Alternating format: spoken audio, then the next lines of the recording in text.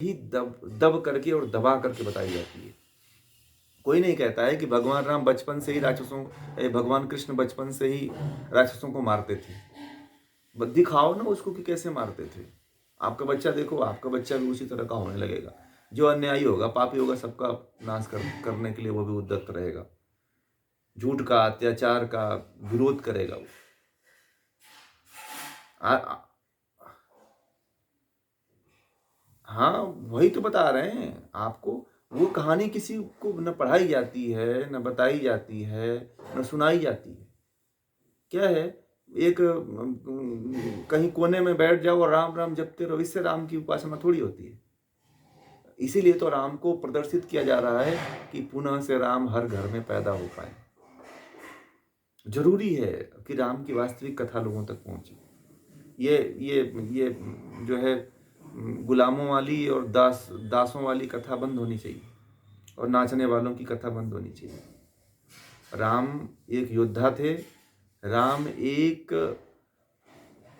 सनातन के रक्षक थे।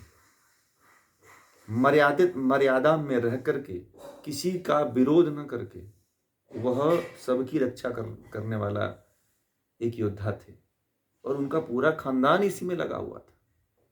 और पूरे राम तो ये कहते हैं कि जब तक ये पूरी तरह से मैं राक्षसों का और आतताइयों का अंत नहीं करूंगा, तब तक मैं, जब तक रहूंगा तब तक मैं यही करता रहूंगा। भगवान राम को बताओ कि कोई दूसरा काम किए हैं क्या? आप लोग बताओ, भगवान राम ने कोई रासलीला रचाया? अब भगवान श्री कृष्ण को भी उठा लो, तो भगवान श्री कृष्ण ने कोई रासलीला रचाया था क्या? अब जो व्यक्ति बचपन से लेकर के जो महाभारत के अंत तक जो लड़ाता रहा है, अब उसको लोग कहते हैं कि वो रसिया था। है? तो इस तरह से हमारे पुरुषों को बदनाम लोग करते हैं। अरे यहां तक कि हम अपने ऋषियों तक को नहीं छोड़े हैं सब। जैसे भोगी हैं, उसी तरह से उनको भी कहे कि ये भोग में लिप्त हो गए तो इनको ये आई तो इनका तपस्या भंग कर दी। ये सब गलत, बहुत सी चीजें गलत डाली गई हैं। अगर कोई पहुंचा हुआ व्यक्ति, आजकल के साधु भी वही रूप रंग पकड़ लेते हैं कि ये तो हमारे ऋषि मुनि ऐसे ही थे, तो उनका उदाहरण देकर के अपने ऊपर लागू करते हैं सब। समझ रहे हैं? वास्तविक जीवन क्या था कि हमारे सभी ऋषि मुनि क्या थे? गृहस्थ थे। अब गृहस्थी को छोड़ करके सन्यास लेकर के पीछे से पछताते हैं और जीभ लपलपाते रहते हैं। समझ रहे हैं? तो ये वास्तविकता नहीं है। ये बहुत बड़ी विडंबना है, बहुत बड़ा ढोंग है, पाखंड है। और वास्तविकता प्रकट होनी चाहिए। और मंदिर के बनने से देखिएगा वास्तविकता प्रकट हो गई एक दिन। हर व्यक्ति जानने की कोशिश करेगा कि राम कौन है, राम क्या थे। राम को आए हुए 10 लाख साल हो गए, भगवान कृष्ण को आए हुए 5,000 साल हुए।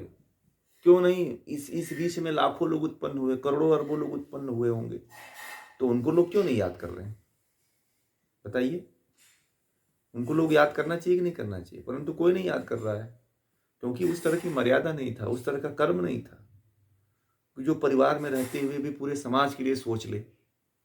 मैं उसी टॉपिक पे तो आज बात करने वाला हूं, करने वाला था, समय निकल गया। मैं इसी टॉपिक पे बात करने वाला था कि लोग कहते हैं कि मैं शादी कर लिया, मेरे पास परिवार है, मेरे पास बच्चे हैं, तो मैं अध्यात्म में क्यों नहीं आ सकता, मैं नहीं आ सकती। लोग यही बार बार प्रश्न करते हैं और कहते हैं कि मैं आ ही नहीं सकता हूँ क्योंकि मेरे बच्चे हैं, मेरे परिवार हैं। तो हमें किसी को साधु थोड़ी बनाना है, हमें थोड़ी किसी को, हमें ऐसा ज्ञान थोड़ी देना है कि तुम आ जाओ हमारे ज्ञान को पढ़ो और सीखो और घर से भाग जाओ, बच्चों को छोड़ दो, पत्नी को छोड़ दो और तुम सन्यासी बन जाओगे। अरे ऐसा थोड़ी है। भगवान राम पत्नी को छोड़ के थोड़ी भागे, पत्नी को लेके वन में गए। ये कौन सा सन्यास है? भगवान राम से बड़ा कोई सन्यासी है क्या? और जितने सन्यासी हैं भगवान राम की पूजा करते हैं, परंतु कुल सारे सन्यासी अपने पत्नी को छोड़ छोड़ करके भाग के आए हुए हैं। बताइए, मैं सही बोल रहा हूँ, झूठ बोल रहा हूँ? है कि नहीं? सारे सन्यासी अपनी पत्नी को, अपने बच्चे को छोड़ के सब सन्यास ले लिए हैं डर के मारे। अब पूज रहे हैं भगवान राम को। अरे भगवान राम को पूजना है तो पत्नी को साथ लेकर के जाओ वन में। तब भगवान राम के असली भक्त कहलाओगे। असली धर्म तो यही है।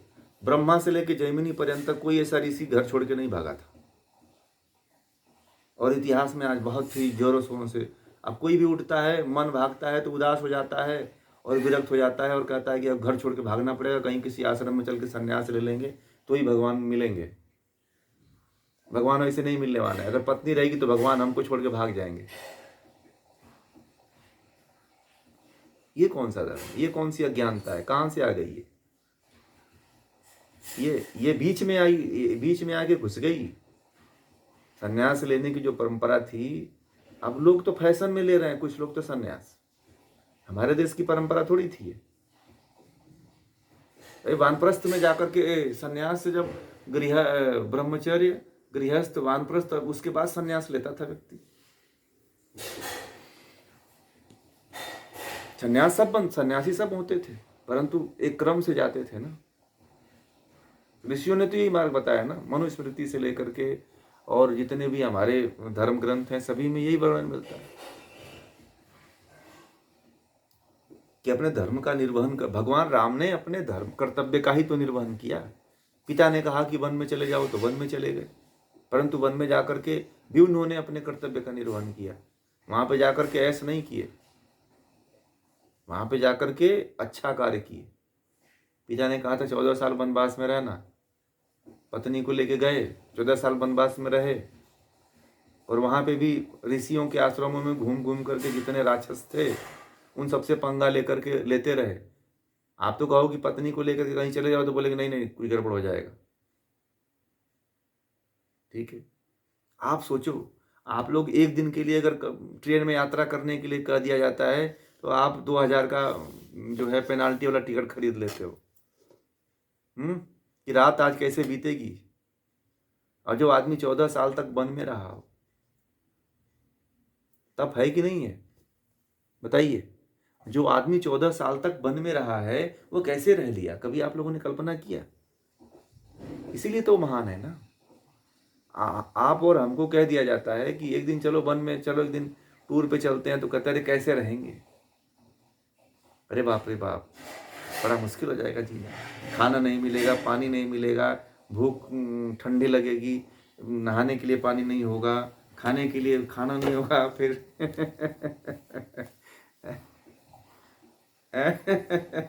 बहुत दूर है।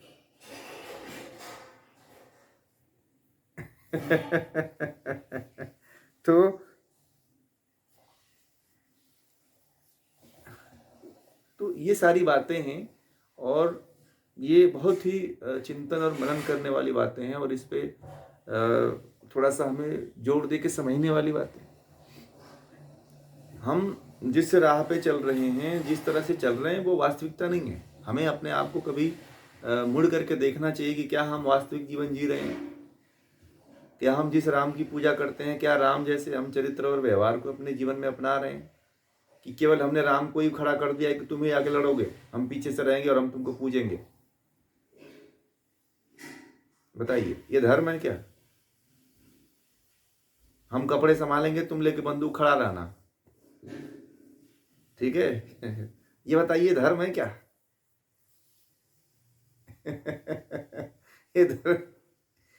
ये बताइए, सोमनाथ का मंदिर 17 बार गजनवी लूट के ले गया है? कितनी बार? 17 बार लूट के ले गया। अब चाहते पुजारी लड़ते तो कुछ तो बचता। अब वो सोचते रहे कि भगवान शिव प्रकट होंगे।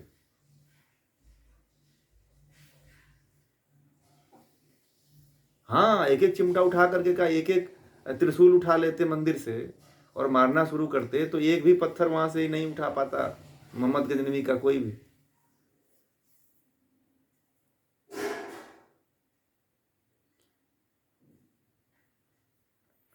अरे वहां पे जाओ तो पत्थर नहीं बचे हुए। आप लोगों को कभी मौका मिले सोमनाथ जाना, देखना वहां पे पत्थर तक नहीं बचे हैं। पत्थर जो असली सोमनाथ का मंदिर है उसका उसका बस आधार बचा हुआ है, उसके ऊपर का सब खत्म है। वो तो सरदार वल्लभ भाई पटेल और राजेंद्र प्रसाद जिस समय राष्ट्रपति थे उसके कारण जो है वो जीर्णोद्धार करवाए दोनों लोग मिल करके, नहीं तो फिर ये पूरा पता नहीं था, खत्म ही था। हाँ, वो नहीं चाहते थे कि मंदिर बने।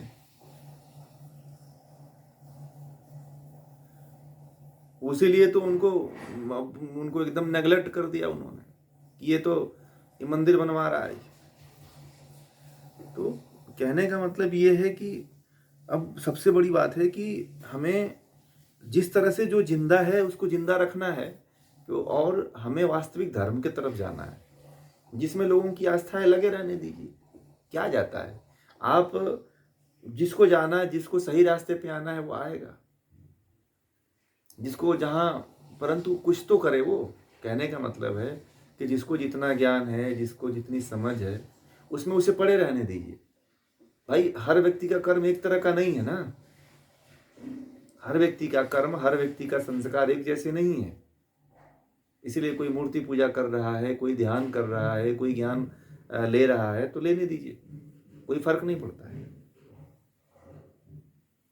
जिसकी जितनी साधना रहेगी, जितना जिसका चेतना प्रखर रहेगी, वो चेतना के अगर ऊंचे शिखर पे पहुंचेगा, है कि नहीं।